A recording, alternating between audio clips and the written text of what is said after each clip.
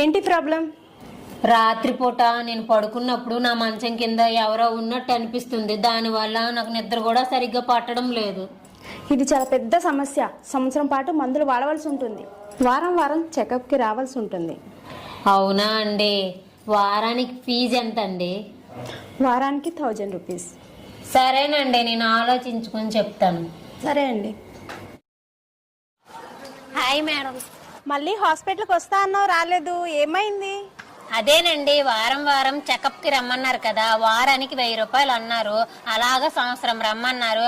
అదే విషయాన్ని మా ఫ్రెండ్ తో చెప్పాను. మరి మీ ఫ్రెండ్ ఏమన్నారు? ఎందుకు డబ్బులన్నీ వేస్ట్, నేను చిన్న సలహా చెప్తాను అని అంటే నేను ఆ సలహా ఫాలో అయ్యాను. నా డబ్బులన్నీ సేవ్ అయ్యాయి. ఇంతకేం సలహా ఇచ్చాడు? మంచం మీద పడుకుంటేనే కదా కింద ఎవరో ఉన్నారనిపిస్తుంది. అదే మంచం అమ్మేసి కింద పడుకోమన్నాడు.